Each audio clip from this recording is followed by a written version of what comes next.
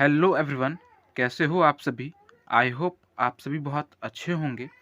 तो आज के इस वीडियो में हम बात करने वाले हैं NHPC जेईई 2025 के बारे में।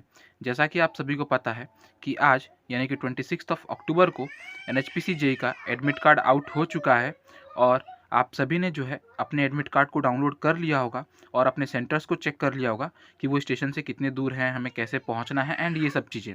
ठीक है, तो बेसिकली इस वीडियो में हम बात करने वाले हैं कि हमारे पास 3 दिन बचे हुए हैं कहीं ना कहीं, या फिर इससे भी कम ही मैं कहूँ, यानी कि 2 से 3 दिन बचे हुए हैं हमारे पास।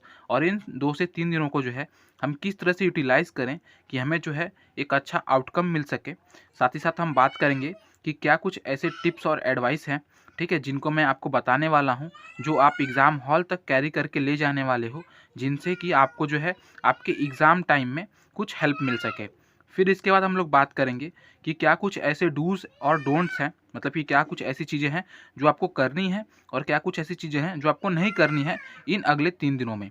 ठीक है, तो वीडियो बहुत इंपॉर्टेंट होने वाली है आपके लिए। आप लोग मेक श्योर करें कि आप लोग एंड तक वीडियो को देखें, जिससे कि आप भी इन सभी चीज़ों को जान पाएँ और अपने एग्ज़ाम में एक बेहतर परफॉर्मेंस दे के आ पाएँ। ठीक है, तो चलिए वीडियो को शुरू करते हैं। वीडियो को शुरू करने से पहले जो भी दोस्त ऐसे हैं जो नए हैं चैनल पे, वो लोग मेक श्योर करें कि वो चैनल को सब्सक्राइब कर लें, जिससे कि वो और हम मिल करके अपने इस प्रिपरेशन की जर्नी को और बेहतर बना सकें। ठीक है, तो चलिए वीडियो को शुरू करते हैं। तो सबसे पहले हम लोग बात करते हैं, जो हमारे पास 3 दिन बचे हुए हैं, इन 3 दिनों को हम लोग यूटिलाइज़ कैसे करेंगे। तो इन 3 दिनों में आपका जो बेसिकली जो आपने भी सोच रखा होगा, वो यही है कि इन 3 दिनों में आपको सिर्फ़ और सिर्फ़ रिवीज़न करना है, किसी भी तरह का प्रैक्टिस नहीं करना।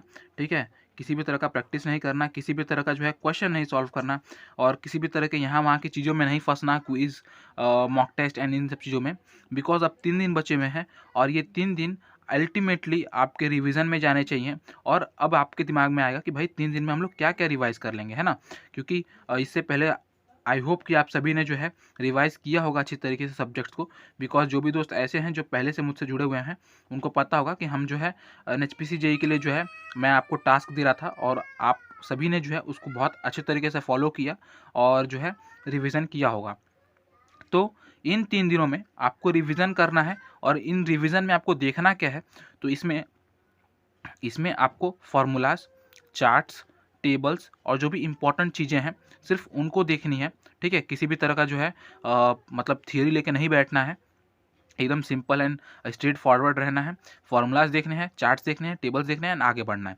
एक बुक आती है, ज अगर आपके पास सिविल बूस्टर होगा, तो आपके पास ये चीज़ होगी, जो आपके सिविल बूस्टर के साथ आई होगी, ये वाली बुक सिविल कैप्सूल करके। इसमें जो है बहुत अच्छे तरीके से जो है आप कह सकते हो कि ये जो चीज़ें मैंने बोली कि फ़ॉर्मूलाज़, चार्ट्स और टेबल, आप जो है इसको यूज़ कर सकते हो आराम से। और मतलब क्योंकि आप देख ही रहे हो, बस इतनी सी है, ठीक है? छोटी-सी, अब कैमरा में शायद बड़ी लग रही हो, बट है बहुत छोटी-सी, जिनके पास होगा वो पता होगा उनको। तो 3 दिन दे रहा हूँ, 3 दिन में भाई इसको आराम से पढ़ सकते हैं एंड इसमें आपकी पूरी सिविल इंजीनियरिंग की कहीं न कहीं एक छोटी-सी डायरी है, ठीक है? तो आप इसको कंप्लीट कर सकते हो, बहुत अच्छा जो है आपको आउटकम मिलेगा और आप बहुत अच्छा कॉन्फिडेंट फ़ील करोगे कि हाँ, आपने इतना सब कुछ पढ़ा है। इसके बाद आपको जो है इन 3 दिनों में किसी भी तरह के सोने में कमी नहीं करनी है। आपको अच्छे तरीके से स्लीप लेना है, 8 आवर्स का स्लीप लेना है कम से कम, बिकॉज़ ये 3 दिन आपके लिए कहीं न कहीं बहुत इंपॉर्टेंट होने वाले हैं। क्योंकि आप जितना सो के, जितनी अच्छे तरीके से रिफ्रेश फ़ील करके वहाँ पे जाओगे, उतना अच्छा परफ़ॉर्म कर पाओगे आप वहाँ पे।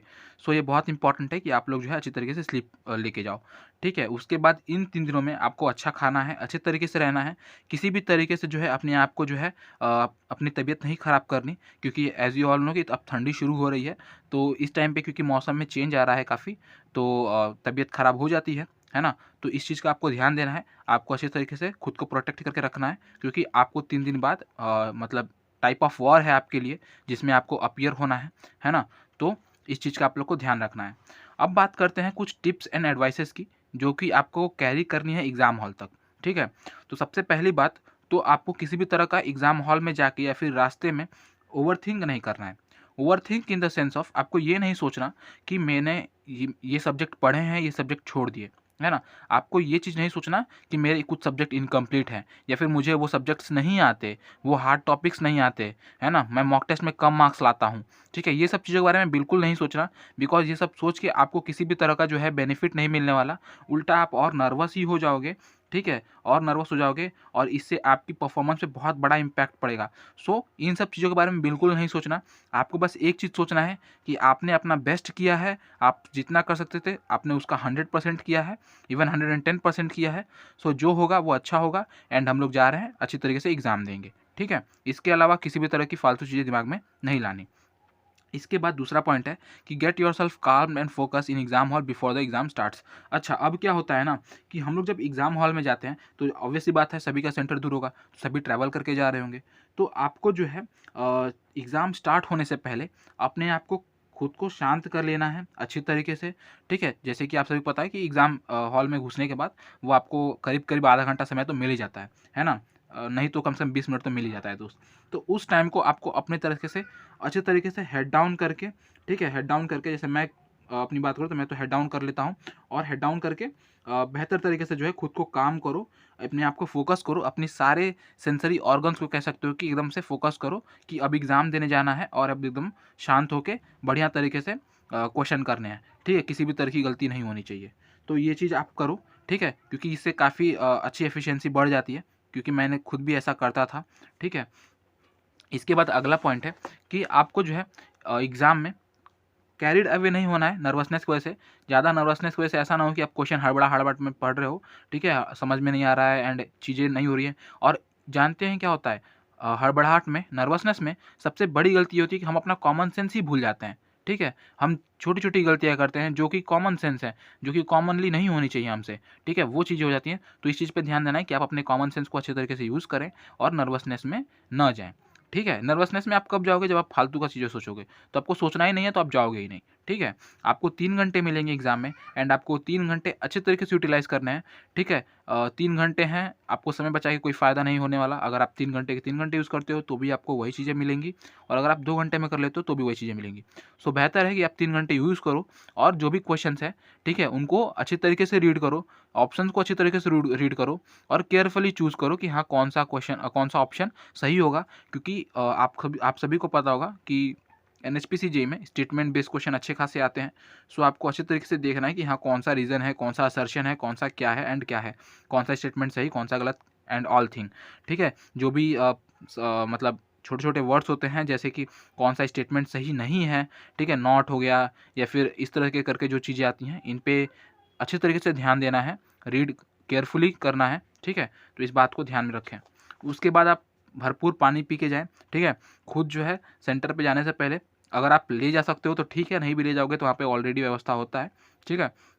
But in worst case scenario कि आप अपना लेके जाते हो तो बेहतर है, ठीक है। तो अच्छे तरीके से पानी पियो आप लोग, ठीक है, जितना आपको ज़रूरत लगे उतना पियो। पानी पीने से पहली बात कि आपको नींद नहीं आएगी, ठीक है। मैं ये भी चीज़ कह रहा था कि अगर आप अच्छी तरीके से नींद लेके जाओगे तो वहाँ पे आपको स्लीपी नहीं फील करोगे और अच्छे तरीके से परफॉर्म कर पाओगे 3 घंटे में, बोर नहीं होगे। ऐसा होता है ना कि टेस्ट दे रहे हैं एंड बोरियत आ रही है, फिर सिटिंग टाइम घट गया या फिर आप बैठ नहीं पा रहे हो, है ना। तो वो चीज़ नहीं होनी चाहिए, है ना। आपको अच्छे तरीके से पानी-वानी पी के एकदम फुल सेट होके रहना है। अगर आपको वॉशरूम जाना है तो आप वहाँ से भी जाके आ जाओ एग्ज़ाम शुरू होने से पहले, बिकॉज़ बीच में जाने का कोई मतलब है नहीं, आपका ही टाइम वेस्ट होने वाला है। सो ये सब चीज़ें जो है अच्छे तरीके से ध्यान देनी है। आपको एग्ज़ाम सेंटर पे एटलीस्ट 1 घंटा पहले पहुँच जाना है, ताकि वहाँ तक जाने के बाद एग्ज़ाम सेंटर हॉल में घुसने से पहले जो भी आप मतलब ऑब्वियसली आप लोग ट्रैवल करके जा रहे हो, तो बीच में जो है ट्रैफ़िक हो गया, ये हो गया, वो हो गया, 10 की 10 बातें और यहाँ-वहाँ का जो हल्ला-गुल्ला होता है, वो सब चीज़ें जो है आपके दिमाग से निकल जानी चाहिए। तो वो 1 घंटे में आप जो है ये सब चीज़ों से बाहर आ जाओगे, ट्रैवलिंग ज़ोन से बाहर आ जाओगे, तो एग्ज़ाम हॉल में अच्छा परफ़ॉर्म कर पाओगे। नहीं तो उस तरह से जाओगे तो डिस्टर्ब माइंड से जाओगे एग्ज़ाम में और कुछ न कुछ गड़बड़ कर दोगे। तो ये चीज़ नहीं देखनी। फिर उसके बाद आपको जो है अपने फ़ोटोज़ एंड डॉक्यूमेंट्स अच्छे तरीके से कैरी करके रखने हैं, वेरिफ़िकेशन पर्पज़ के लिए एग्ज़ाम हॉल में, ठीक है? ध्यान देना है और डॉक्यूमेंट को बहुत सँभाल के रखना है, किसी भी तरह का जो है गलती नहीं होगा उससे। मतलब अगर गलती करते हो तो गायब हो जाएगा भाई। तो ध्यान देना कि किसी भी तरह की जो है गलती ना हो, इसको आराम से, ध्यान से सँभाल के लाना। अब कुछ चीज़ें ऐसी हैं जो आपको कतई नहीं करनी है इन दिनों में। पहली चीज़ कि किसी भी तरह की स्टडी को ओवरडू नहीं करना है। अब इस टाइम पे 3 दिन है और ये सबसे बड़ी गलती हम लोग करते हैं कि हम लोग जो है और पढ़ने के चक्कर में ओवर स्टडी कर देते हैं। क्या करते हैं? ओवर स्टडी करते हैं। ओवर स्टडी मतलब कि आपने जो पढ़ रखा है उसको रिवीज़न तो नहीं कर रहे या फिर कर भी रहे तो रिवीज़न करने के साथ-साथ आप न्यू सब्जेक्ट्स को भी पढ़ने चालू कर दिए। आप मॉक टेस्ट दे रहे हो। तो इसमें दिक्कत क्या होती है ना कि जो आप रिवीज़न कर रहे हो वो और ये जो नया सब्जेक्ट है ये जो मॉक टेस्ट दिया आपने ये सब जो है एक तरह से कह सकते हैं कि मिक्स्ड अप हो जाता है। ठीक है, और ना फिर ये सही से याद रहेगा, ना फिर ये सही से याद रहेगा, और फ़ायदा कुछ नहीं होने वाला। सो मेक श्योर करो कि आपने जो पढ़ रखा है पहले से, उसको अच्छी तरीके से कंप्लीट कर लो। ओवरडू करने की ज़रूरत नहीं है, ठीक है? ओवरडू करोगे तो आपके लिए हार्मफुल है, ठीक है? तो ये चीज़ नहीं करनी। न्यू सब्जेक्ट्स मॉक टेस्ट इस टाइम पे नहीं देने, ठीक है? आपको सिर्फ वही रिवीजन करनी है। उसके बाद डोंट गेट नेगेटिव थिंकिंग। आपको किसी भी तरह के नेगेटिव थिंकिंग में नहीं आना है, पॉजिटिव थिंक करो, ठीक है? किसी भी तरह की फालतू या फिर नेगेटिव थिंक में जाना ही नहीं है कि हमारा नहीं होगा, हमारा ये है, हमारा वो है, कुछ नहीं। आप अपना 100% दोगे वहाँ पे जाके, आपने अच्छे तरीके से प्रिपेयर किया है, आपने सभी चीज़ें कंप्लीट की हैं, तो आपके साथ अच्छा ही होगा, सिर्फ इतना ही सोचना है, ठीक है? Don't think about competition and number of candidates, marks and all, just do it and be confident, ठीक है? तो सेम चीज़ मैंने बताई कि भाई न ये सोचना है कि कंपटीशन कितना है, नंबर ऑफ कैंडिडेट्स बहुत हैं, मार्क्स इतने चाहिए एंड ये सब कुछ नहीं सोचना। बस आपको जाना है, आपने 100% अपना देना है वहाँ पे कॉन्फिडेंटली, ठीक है? बिना नर्वसनेस के, बिना सब कुछ के, और सब कुछ सही हो जाएगा। तो ये था मेरी तरफ से। आई होप कि आपको सभी चीज़ें अच्छी तरीके से समझ में आई होंगी, और जो दोस्त ऐसे हैं, जो नए हैं, वो मेक श्योर करें कि वो चैनल को सब्सक्राइब कर लें। जो अभी तक व्हाट्सएप ग्रुप या फिर टेलीग्राम चैनल से नहीं जुड़े, तो लिंक डिस्क्रिप्शन में दिया हुआ है, आप वहाँ से जो है हमारे से जुड़ सकते हैं, जिससे कि आपका और मेरा जो है इंटरेक्शन वो और बेहतर हो जाता है, ठीक है? तो ये था आज की वीडियो में। Keep watching, keep learning, thank you.